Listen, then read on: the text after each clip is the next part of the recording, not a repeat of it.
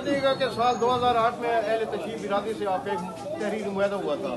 جس میں آپ کے بھی سگنیچر موجود ہیں، عزیز اللہ خان بیٹھے ہیں، والد معروف ان کے بھی سگنیچر تھے اور ان کے چچا کے بھی سگنیچر تھے، جبکہ وہاں سے بھی 9 رکنی ایک کابینہ تھی اس کے بھی سگنیچر تھی۔ وہ جو تحریری معاہدہ ہوا تھا جو 9 سے 11 نکات پر مشتمل تھا، وہ اہل تشریح کی جانب سے یہ بار بار اب سامنے بات آ رہی ہے کہ اس معاہدے پہ منوان عمل نہیں ہوا۔ کیا کہیں گے اس حوالے سے آپ؟ دیکھیے ان کی طرف سے کوئی بات نہیں آئی ہے، آپ نے کر لی اچھی بات ہے، جب ان سے بات آئے گی تو ان کے ساتھ ہم بیٹھ کے ان کے ساتھ انشاءاللہ آپ کو بھی بتا دیں نا،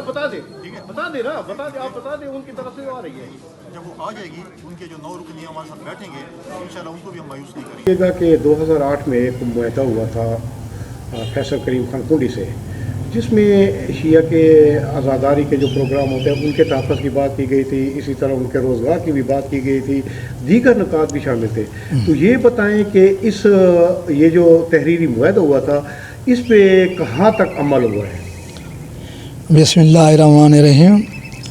یہ 2008 کے الیکشن کی بات ہے کہ ہمارے پیارے دوست بھی ہیں، ہمارے اچھے قریبی بھی ہیں فیصل کریم کنڈی صاحب، کیونکہ پیپل پارٹی سے تھے اور پیپل پارٹی تو ہمارے آباء و اجداد سے ان کو لوگ ووٹ دیتے آ رہے تھے۔ تو ہم نے ایک مرتبہ ان سے 2008 میں ایک معاہدہ کیا کہ ہمارے یہ شرائط ہیں، یہ چیزیں ہیں، یہ ٹرمز اینڈ کنڈیشن ہیں، آپ مہربانی کریں جب آپ جیت جائیں تو ہمارے ان شرائط پر جو ہے نا آپ نے عمل درآمد کرنا ہے۔ لیکن شوئے قسمت کہ وہ 2008 کا معاہدہ ہی رہا، ایک کاغذ کا ٹکڑا ہی رہا، اس کے آگے کچھ بھی نہ ہو سکا، اور آج تک 2024 ہو چکا ہے اور الیکشن بھی آ چکا ہے۔ تو ہمیں وہ پرانی چیزیں جو ہے نا دکھ دیتی ہیں کہ ہم نے ان کے لیے کیا سوچا تھا، اس پارٹی کے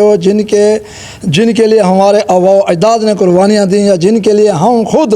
بچپن سے لے کر آج تک پارٹی کا نام اٹھاتے تھے، اور اس لیے کہ یہ ہماری پارٹی ہے، اور یہ خود کہتے تھے کہ یہ پیپل پارٹی اہل تشیع کی ایسے سمجھیں کہ ان کے پاس نہ جائیں تو یہ لوگ ووٹ دے دیتے ہیں۔ لیکن افسوس 2008 میں جو معاہدہ کیا گیا تھا اس کے کوئی فروٹفل رزلٹ جو ہیں وہ آج تک ہم نے نہیں دیکھے۔